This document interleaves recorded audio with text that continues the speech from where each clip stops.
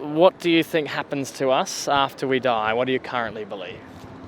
I think that, I guess, a part of people lives on because family have, said that they've had experiences or like small things that they think is like a sign that someone's still there. So do you believe in some sort of God or creator or anything like that? Yeah, I think I do, yeah. So do you believe there's a day of judgment and an afterlife, or? I don't know so much about a day of judgment because I guess people have different lives and there's always like a time where you can be sorry for anything that you've done, that sort of thing. So If I walk into the City Hall right now, who sets the rules in the City Hall? I guess the council does. Yeah, the owners of the building, right? And so it would make sense in the same way that the owner of whoever owns this universe would set the rules here. Yeah. Does that make sense? Yeah. Now my question for you, do you think you've obeyed or disobeyed God's rules for this world? I'm not too sure. I haven't had any signs that have been like, stop doing what you're doing, but yeah. What about a conscience? Do you feel guilty sometimes when you do things? Yeah, definitely some things you do you feel like a little bit guilty about and you think, oh, should I have done that? But Do you think that's a sign of any sort? I guess it could be a sign to like stop. How many lies do you think you've told in your life? Oh gosh. I don't know, enough to get me by. Yeah, more than I can count, right, in my life. What about stealing? Do you think you've ever taken something that's not yours? Oh my gosh, accidentally. Like, if you go into a store sometimes and you accidentally pick something up and then you forget to like put it back. Yeah. What about anger? Ever been angry, insulted someone, hated someone, that sort of stuff? Who hasn't? Yeah. And do you think you've ever been sexually immoral, like sex before marriage, watching pornography, that sort of stuff? Oh, well, yeah. So here's my point. I promise I'm not judging you, right? I've done these same things, right? But if these are some of God's standards, if these are some of the standards he's going to judge us by, do you think we'd be found innocent or guilty? I think we'd be found guilty on those sorts of things, but then there comes to that point where it's like, how do you treat other people? Are you still like a good person inside? So do you think my good actions can change my sentence for my wrong actions? I think so. I think maybe to some point, yeah. Because maybe put this example before you. Imagine I run a red light on my way home tonight. Do the police take into account the fact that I mowed my neighbour's lawn and took out my bins for my neighbour and was kind to my roommate and did their dishes? Like, would the police take into account the good things I've done when determining whether or not I'm guilty? Not those sorts of good things, but they'd probably see if you had a criminal record and, that kind of stuff. Okay. Do you think I won't be guilty if I haven't done it before? I think you'd still be guilty, yeah. So my question then is, if we're being judged by God as guilty because of the wrong things we've done, what do you think we deserve from God? Guess that's a hard question. I'm not really sure what we deserve. Do you think there could ever be a time when it's good for God not to punish evil? It's hard to say yes confidently, but I think to some extent yes, because bad things kind of... Oh, it's hard to say. You learn different things from bad experiences. True. Yeah. True. Does that mean God still shouldn't punish the person who did the wrong thing? No, I think punishment still should exist, yeah. So with that in mind, if there was a heaven and a hell, where do you think you'd be ending up? Oh gosh, I have no idea at this stage. How good do you think someone would have to be to get to heaven? I think they just have to have been a really good person inside and always kind of been selfless, that sort of person. Think about the wrong things we've done. Like when we lie, our motivation is normally, well, I want to get out of this problem, right? Yeah. When we steal, we don't care about what happens, we just want it, right? That's selfishness, right? Yeah. When we're angry, or the point I'm making is we willingly choose to do selfish things every time we do wrong things. Yeah. So that would mean no one would have kept that standard. That's true, yeah. And God says the standard is perfection, right? The standard is to never have done anything wrong. Yeah. So that leaves us with a problem, right? No one's perfect, are they? Yeah. So where do we all deserve to go by God's standard? to hell by that standard. What could we do? How can someone who deserves hell not go there? Don't really know. Because how do we get to perfection? What about this scenario? I get that speeding fine or that whatever from the police. Put it on the bench, my mum pays it on my behalf.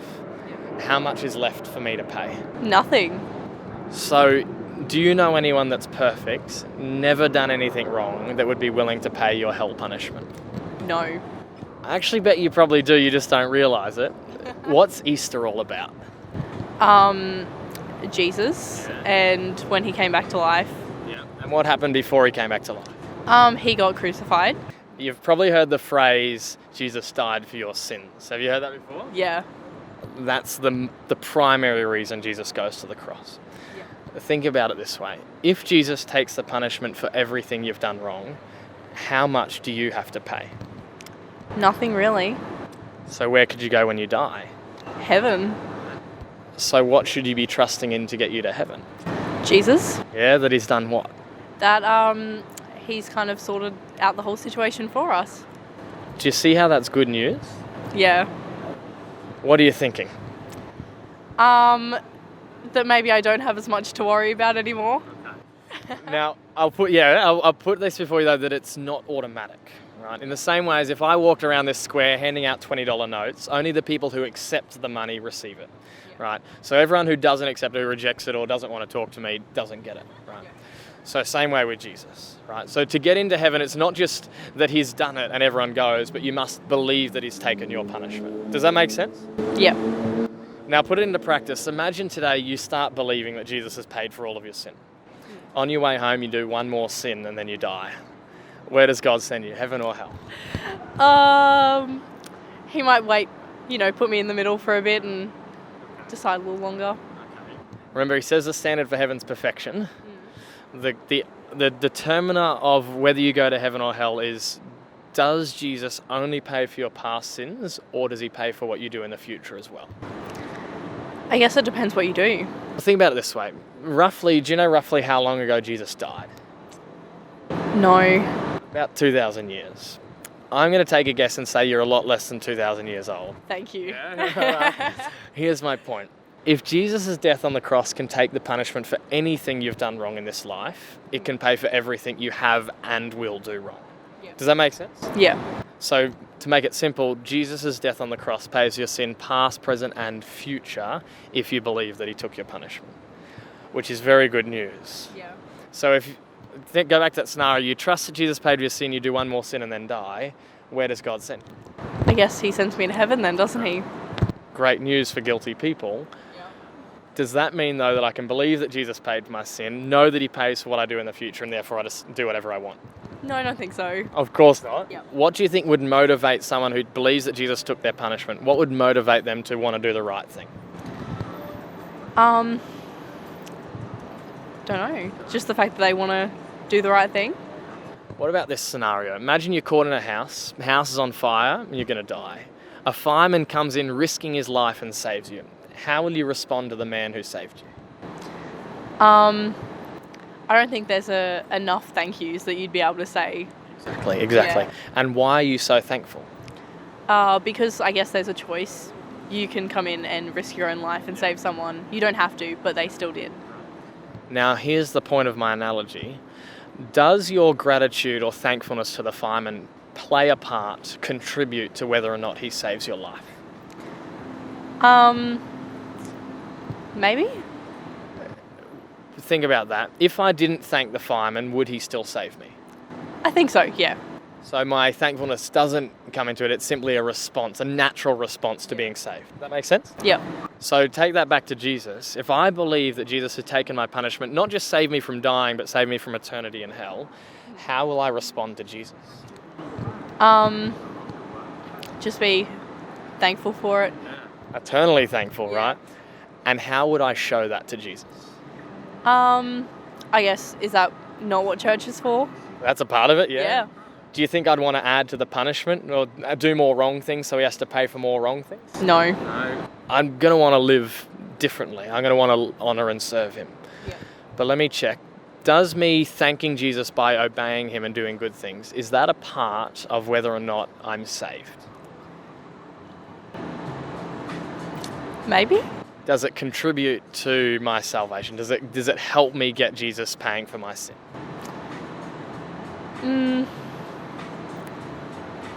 Maybe to an extent. Think back through the fireman. Why does the fireman save me? Out of the good of his heart. Out of his love and his character. Same way with Jesus. Jesus dies on that cross not because I deserve it or I'm worthy or he looked at me and said, yeah, I'll really benefit if I save this guy. Yeah. No, Jesus pays for me knowing that I deserve hell in its fullness. So forgiveness is a gift. So to really emphasize it, imagine I said, here's $20. It's yours, it's a gift, but go wash my car first and I'll give it to you. Yeah. Is that a gift? Not really. So the same way with Jesus, if Jesus offers forgiveness and eternal life as a gift, but then requires you to do something to earn it, that wouldn't be a gift anymore, would it? No. So with that in mind, what do you have to be trusting in or relying upon to get into heaven? Jesus. Yeah, that Jesus has done what? That he died for us. So to make it really explicitly clear, the one thing you must do to get to heaven is trust that Jesus took your punishment. And if you believe that, if you trust that he's done that, you'll be so thankful that we won't be able to stop you from doing good things. Yeah. So to put the hardest question I'm going to ask you in this whole time on you then, Lily, the question is this. When do you think you're going to start trusting that Jesus' death on the cross is the only thing getting you into heaven?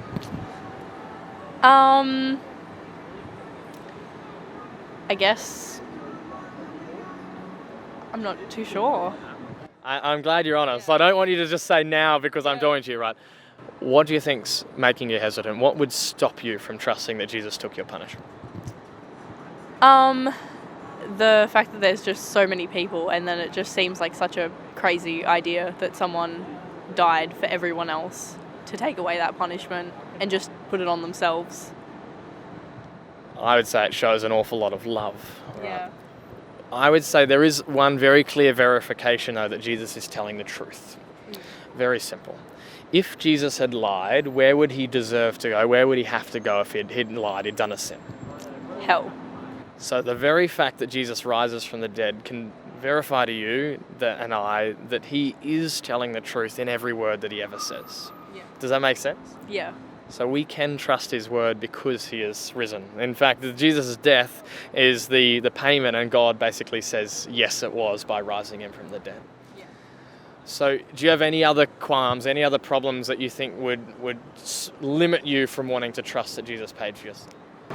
No, I don't think so. Well, I encourage you to think about it. I can't answer that one for you. I can challenge you on other things, answer other questions for you, but that one I can't choose for you. Yeah. But to really stress home the seriousness of it, because there's many people who knew the way to heaven, who are dead now and in hell because they never believed it, right? They never accepted it before it was too late. My question would be, if you died tonight and God punished you for what you had done, where would he send you? Maybe to hell because I don't fully believe just yet. And so my challenge is to make sure that you're trusting that Jesus' death is the only thing that gets you into heaven. Yeah. Make sense? Yes.